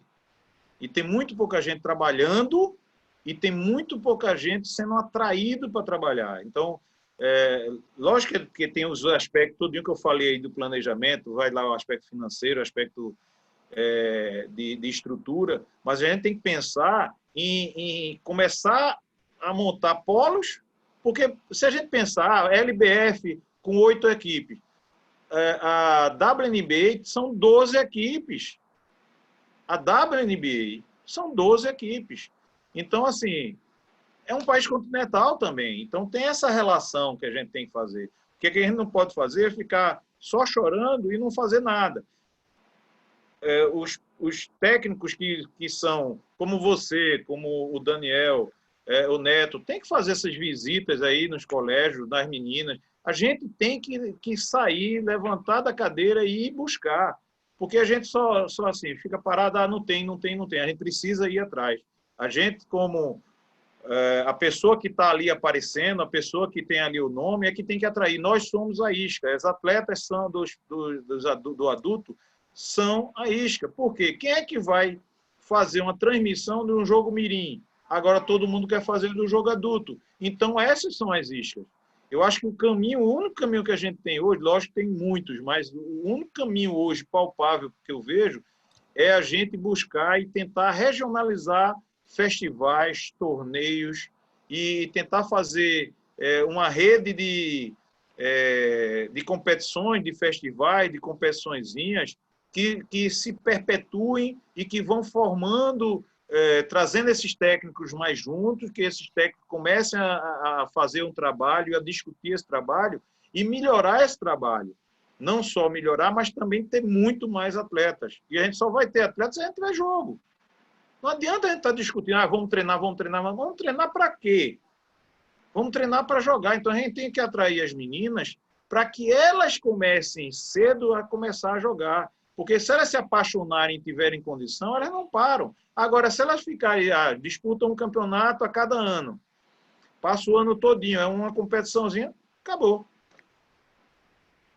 Ornelas, desculpa eu levantar minha mão aqui, eu tenho que dar uma acelerada aqui agora. Camargo, obrigado pela participação novamente, tá? Obrigado, Léo.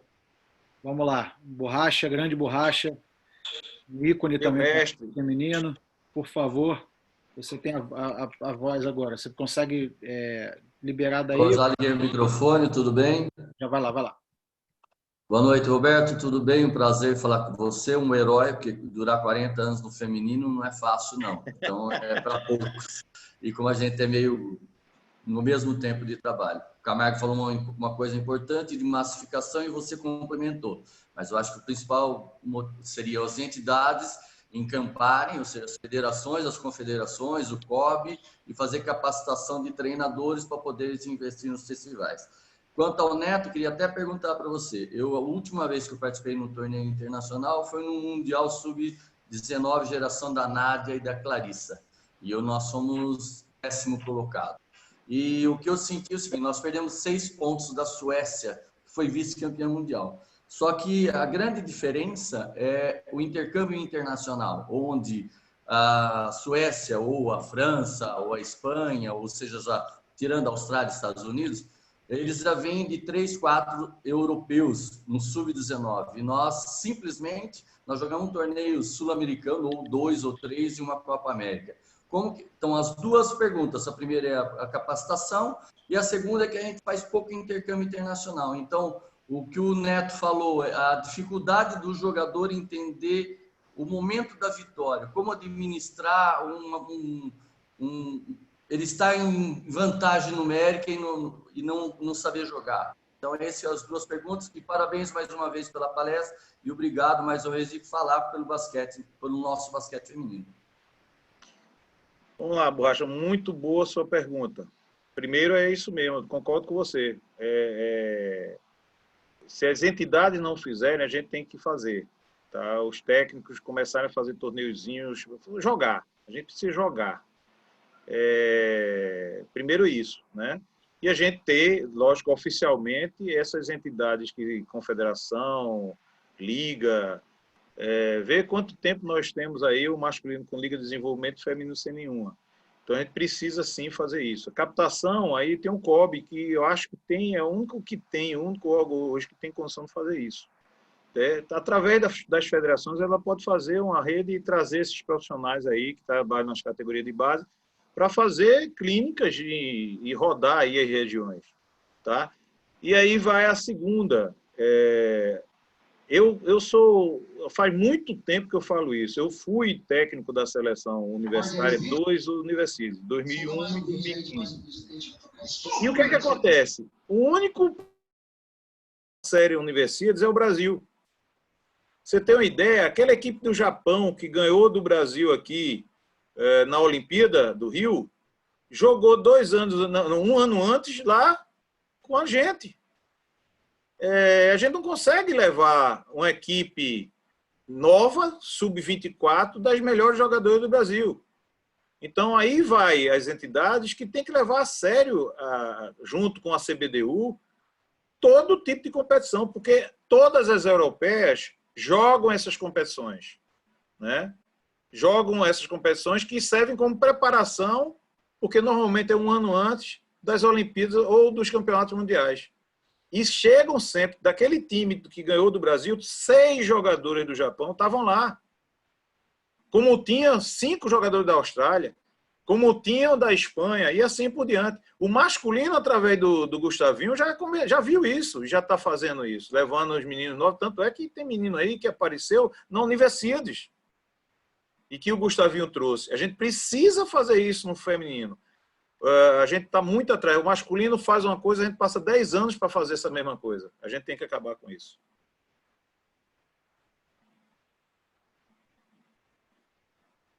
Beleza, eu tô entendendo que a pergunta do Borracha foi completamente respondida. Vou andar aqui com a fila. André Laura. Boa noite, estão me ouvindo aí? Opa, estamos aí. Primeiramente, parabenizar o professor Dornelas pela excelente palestra de hoje, pelo trabalho, né, que vem desempenhando à frente às suas equipes e ao seu projeto. A minha pergunta no tocante às diferenças que você mencionou entre meninos e meninas, né, homens e mulheres, principalmente na base. Então, quando a gente chega no momento ali de lapidar o fundamento, de aprimorar o fundamento, como é que você enxerga, principalmente no tocante ao arremesso? A gente ainda percebe que hoje no alto rendimento, né, muitas meninas ainda utilizam aquele arremesso de peito com as 2 mãos e a gente sabe que o padrão masculino do arremesso com uma das mãos é o que vem se trazendo como referência de processo de ensino-aprendizagem. E hoje a gente vê até mais meninas arremessando com uma das mãos, né, até por conta provavelmente do maior aparato de treinamento de força, maior aspecto coordenativo. Queria que você falasse um pouquinho sobre isso. Vamos lá, André. Obrigado pela pergunta. Eu vejo o seguinte, eu acho que a gente antecipa muito o trabalho específico do arremesso que vai ser utilizado lá para frente. Eu acho que a gente tem que trabalhar uma mecânica que não seja a mecânica que a menina tenha que ter uma coordenação e uma força que ela não tem. Então, o que é que vai acontecer? Ela vai mascarar a técnica do arremesso. E isso é um problema porque ela está numa fase de fixação. Dependendo da faixa etária dela, ela pode estar na fase de fixação e isso torna-se vício. E a pior coisa do mundo é um técnico tirar um vício. Você ensinar um novo fundamento é mais fácil do que você criar um vício. Então, a gente tem que criar maneiras mecânicas que não se aproximem, que não seja o jump alto em cima da cabeça, que é o que eu digo o seguinte, qual é o melhor arremesso? O melhor arremesso é aquele que você arremessa tanto com um marcador na tua frente, como sem um marcador na tua frente com a mesma eficiência. Só que se você botar um marcador na tua frente, você não pode fazer o arremesso da altura do peito, como a grande maioria das meninas fazem. Né? Então, a gente tem que abolir isso. Mas como é que a gente vai abolir isso, se ela já chega assim, lá no adulto? Então, a gente vai trabalhar exatamente o que você está falando. Dependendo da faixa etária, a menina, principalmente, ela não tem a qualidade de força ou de mecânica de coordenativa para fazer aquele arremesso. O menino ele já tem isso, ele desenvolve mais cedo. A gente tem que ter paciência e criar uma maneira de aproximar, sem forçar a questão da força e da coordenação fina, tá? Para a menina, antes do período que ela possa fazer isso. Tá? E fazer trabalhos. Lembre-se o seguinte, a maturação da menina é antes do menino. Então, você já pode começar com carga antes do menino, mas você tem que ter muito cuidado, porque existe a individualidade de cada um. Tá? Eu acho que o segredo é esse, a gente aproximar uma mecânica que ela possa, no futuro, fazer um bom arremesso coordenado, quando ela tiver força, e já começar a fazer um trabalho da qualidade de força nas meninas. Tem muito medo de fazer o trabalho de força nas meninas. A gente tem que saber o momento que a gente pode começar e deve começar a fazer. Perfeito. André, obrigado pela participação. Eu vou para a última pergunta agora, vai ser do Gustavo Estevão, mas antes dele fazer a pergunta dele, eu quero agradecer ao Toca porque o Toca estava na lista ali, o Gustavo acabou ficando depois que eu já tinha encerrado as perguntas. Aí o Toca se comunicou comigo e falou: ó, se o Gustavo trabalhar com feminino, eu cedo a minha vez para ele. Aí o Gustavo falou para mim aqui que já trabalhou com você, inclusive, no esporte. Então, Gustavo. Gustavo é o campeão brasileiro, junto comigo lá. Campeão brasileiro, vice-campeão brasileiro. Eu acho que é o melhor. Campeão sul-americano. Ele é o campeão sul-americano pelo esporte. Ele foi o técnico. Então, eu acho que ninguém melhor que ele para encerrar as perguntas agora. Vai lá, Gustavo. Boa noite, está ouvindo? Vamos lá, Gustavo. Boa noite, Gustavo. É Roberto, tudo bem? É Gustavo que está falando. Satisfação em ouvir aí novamente sua palestra. Parabéns pela exposição do conhecimento, porque a gente tem que trocar essa ideia realmente para que o basquete cresça como um todo. E a minha pergunta para você é, você falou que acompanhou o treinamento da seleção brasileira agora, né, ministrado por Neto e por toda a comissão técnica. E o que eu queria ouvir, porque a gente tem escutado bastante, tem lido bastante na questão da intensidade, principalmente essa intensidade entre masculino e feminino, né, que é diferente. E o que eu queria ver é saber de ti se você notou durante os treinamentos, certo? Se essa intensidade colocada em prática durante as sessões que você acompanhou, se ela tem alguma diferença com relação ao que existe entre os clubes, né? Você já acompanha basquete feminino há muito tempo, estuda bastante os adversários, né? Então, se você conseguiu notar uma diferença na execução do treinamento, na cobrança, no ritmo do treino, nas exigências, e se existir, como é, na sua opinião, que os técnicos que trabalham hoje com o alto rendimento poderiam fazer para diminuir essa distância? Vamos lá, Gustavo. Muito boa pergunta. Prazerzão estar falando contigo, mas vamos lá. Eu vi lá, na realidade eu acompanhei uma fase só. Queria muito ter acompanhado as outras duas, mas não pude sair de forma nenhuma daqui de Recife para ir para lá. Até falei com o Neto, pedindo desculpa, mas não pude ir.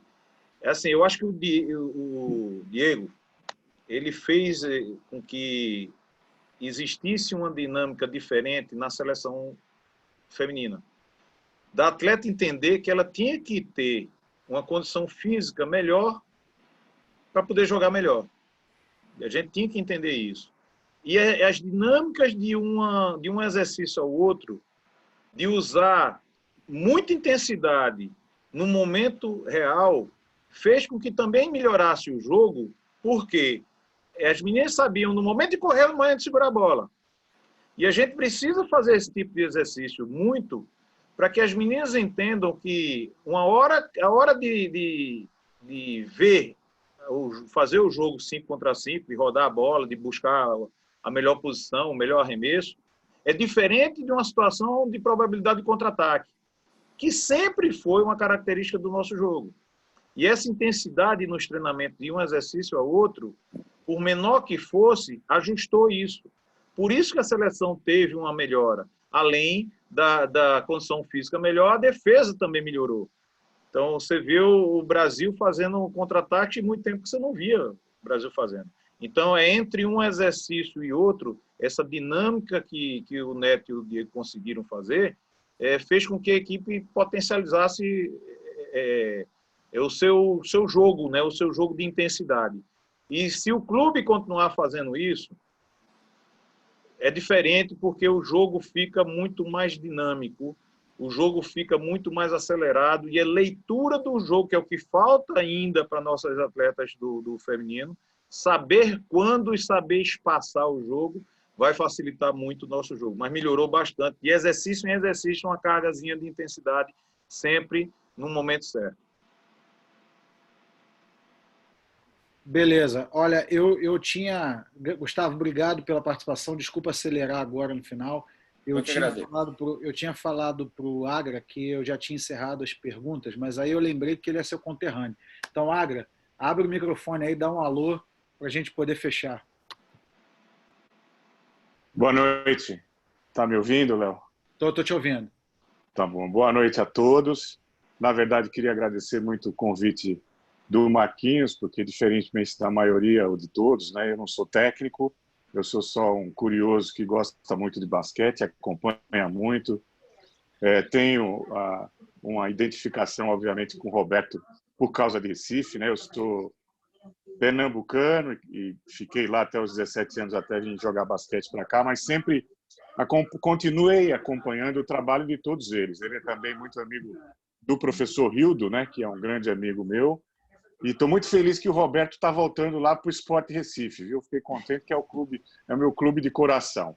Além disso, eu sou muito amigo do Neto, e a gente, antes dele assumir a seleção feminina, a gente conversou muito, e é bacana ouvir falar dessa coisa da intensidade e da preparação física, porque conversando com ele, a gente sempre trocava uma ideia sobre essa coisa de que, fisicamente, o basquete feminino tinha que melhorar.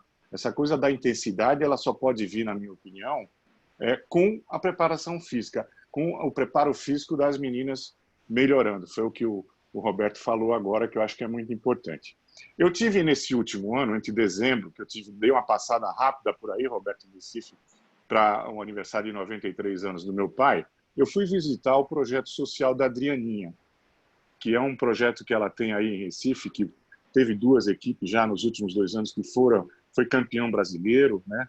E também tive uma oportunidade com o próprio Neto, em São Paulo, ir a um camp só de meninas, né, em São Paulo, da NBA School. Então, eu queria saber do Roberto o que ele acha que pode contribuir, né, que podem contribuir tanto os projetos sociais quanto a NBA School no basquete feminino, porque foi um camp só de meninas, inclusive a Paula e a Hortência estavam presentes, e os 100 lugares que tinha no camp, eles liquidaram assim rapidinho, em 2 semanas. E eu estive lá visitando, e o interesse das meninas pelo basquete, a gente viu muito. Então, pode vir a contribuir essa coisa da captação do talento feminino, os projetos sociais e a NBA School? Boa, prazerzão em estar te escutando, Agra. Vamos lá, eu acho que é o caminho. Tanto é que aqui temos como exemplo isso, né? O projeto de Adrianinha já foi saído do projeto do Cestinha, ela fez parte do projeto nosso do Cestinha, logo no início, logo quando ela saiu jogou a Olimpíada, né?